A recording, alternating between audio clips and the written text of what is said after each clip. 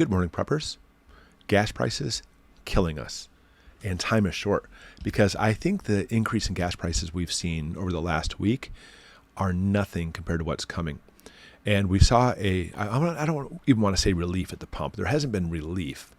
The prices have still been $3.50 a gallon, which is just absolutely absurd and outrageous, especially for the fact that the United States, we have tons of oil reserves in the ground that we can actually tap into.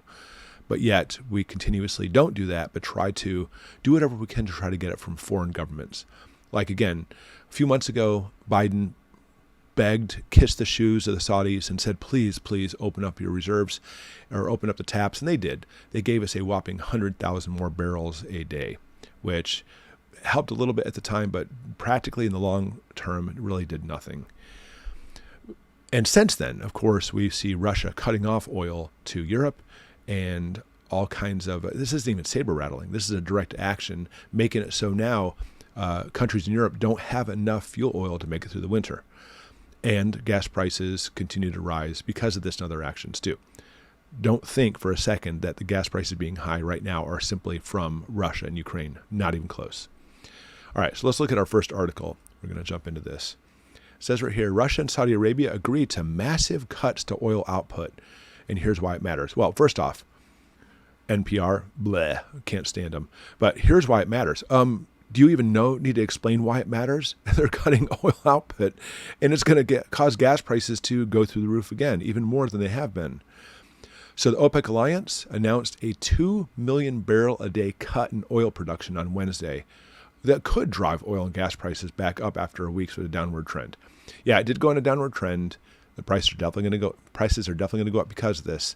And we see the 24 OPEC oil countries, including Russia, being the key player on this, making it so now we're actually going to have big problems when the world is already battling soaring energy costs. At least NPR, you got that part right. This whole situation, as far as the oil prices going up because of this is nothing short but from a power play from Russia. Because we have put sanctions on Russia, tried to cripple them. And what happens? We get crippled. The United States is doing terribly because of this, while Russia economy is soaring, doing very well. And then the other countries that are associated with Russia, such as China, we're talking about BRICS again, Brazil, Russia, India, China, and South Africa. We're looking at those 5 countries as a conglomerate are reaping the rewards from this. They are now, instead of Russia trying to sell country to Europe or oil to Europe, forget it, Europe, we're just going to sell it to China or whomever else basically are their best buds. Now, we've mentioned it before, in BRICS, there's been a lot of countries who have applied and want to be part of their new conglomerate, which is growing massively, including Saudi Arabia. There's no coincidence at all that Biden begs the Saudis for more oil. They barely turn it on. And now, as Saudi Arabia applies to be part of BRICS, they have now cut it by 2 million. It's crazy. I mean, it's blatantly crazy that they are doing this, and this literally could be looked at as an act of war. Now, I want you to be careful about this. I'm not necessarily saying this isn't all orchestrated on a worldwide scale. It could be. That's beside the point. This is Goshen prepping. We need to prepare because what could be coming could easily be catastrophic. And when we see gas prices topping $5 a gallon, we may long for those days, they're $5 a gallon, for what could be coming. Okay, it could be far worse than that. All right, let's jump back to the article. I want to see a little bit more about this. Over here, the White House called the decision short-sighted. Now, I think you're a little blind, White House. There's a lot more than that. And so therefore, in a statement, the administration would deliver another 10 million barrels from our strategic petroleum reserve to the market next month. Well, you know what, White House? Maybe you shouldn't have taken some oil from our strategic reserve in the first place and sold it to other countries. And that's what's weird about this particular White House, or many of the different presidential terms coming through, is how they basically put the United States and the United States citizens second to other world interests, especially when it comes to oil. So we're starving at the pump. And we're not talking about going for a Sunday drive. We're not talking about just using the gas because, hey, let's go to see the movies. No, this is absolutely needed for interstate commerce. We must have the gasoline and the diesel to make our country run. And when everything's become stagnated, oh, you know what? Let's take oil. Here you go, United States. Oh, never mind. Let's give it to our adversaries. And I'm not talking about Ukraine. I'm talking about China. We sold some of our strategic oils to China. Are you insane? Are you suffering from dementia? Are the puppeteers really causing all these problems? It would seem to be the case. Okay, let's keep going. The world consumes up to 100 million barrels a day, so taking 2 million off the market would have a noticeable effect. Yeah, good job, NPR. At least you tried to show where we're at, even though, of course, you kiss the butts of some of these elites who try to make it work. All right, New York Post. White House says OPEC aligning with Russia after production cut and tap reserve. They are aligning with Russia. That's what we're talking about with BRICS. And it goes through and talks about that. And that's one of the things I want to point out too.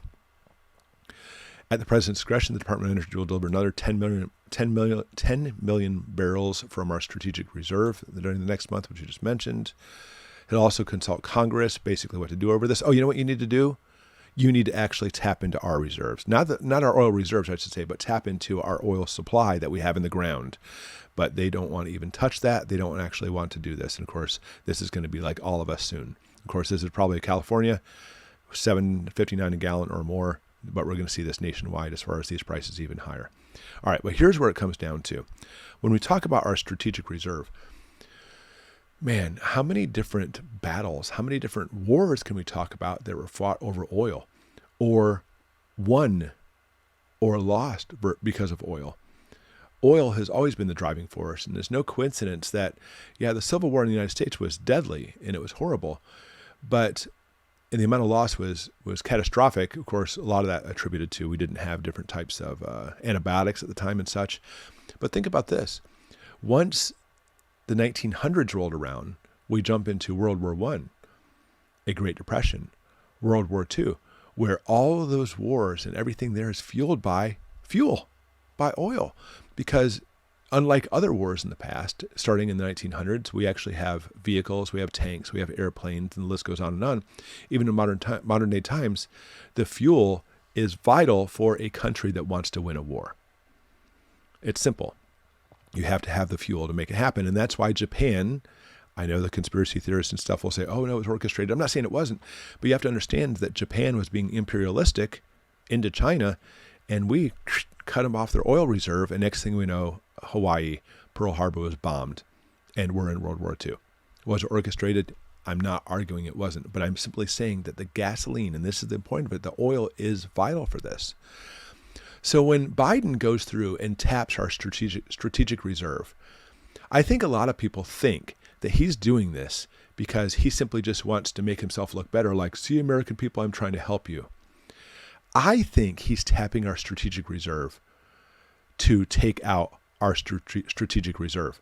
I think he doesn't want us to tap into our oil supplies like drilling from the ground because he wants the United States vulnerable. That's what I think is happening here. I think they want it this way. I think they want to make it so now, instead of Japan in World War II being cut off in our oil supply, now the United States is cut off in our oil supply. Saudi Arabia is cutting us off. Russia is cutting us off. And they could basically say, look, picture this next year. Obviously, this is just me thinking. Next year, look at what they did to us. Russia did this to us. We're making it $10 a gallon. Saudi Arabia did this to us. They're trying to cut us off. And this is an act of war. And therefore, we must now retaliate. Look at this this is not an article, but I want to show you the strategic reserve that we have. Notice that throughout the years, it's gone up and down, up and down, up and down, up and down, up and down. Pretty big high right here. Then about 2021, we start seeing it going down. And then look what's happened in just a year. In just a year, we've seen it drop by, practically speaking, a third. Again, while we could actually get the tar oil, the sand oil from Canada, we could actually get our shale oil here in the United States. We could actually open up more drilling, even though they complain and say that, oh, we gave you permits, which basically meant nothing what they actually did for the oil companies. And in the meantime, what are they doing?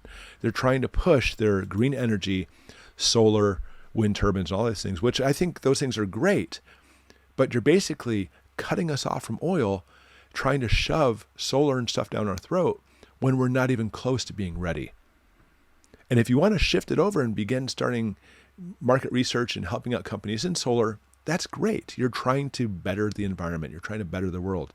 But as they're cutting off our oil and shoving this down our throat without the Americans wanting this, I believe personally, I would love to hear your input on this, but I believe their goal is to tap the majority of our strategic reserve, have it so our gas prices are strangling our country, combined with the problems we already are having, and we're going to see a crash in the markets very soon. I think we're probably looking at December or January.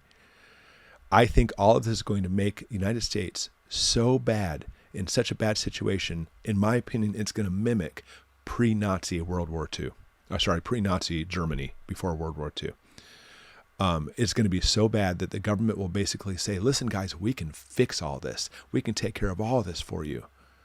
Just follow our plan. That's what I think is coming. And when we talk about prepping, I mean, even if I'm wrong about exactly how it plays out, nevertheless, our preparing so you and your family can stay fed during all the crises that are coming, no matter how they do play out, is vital.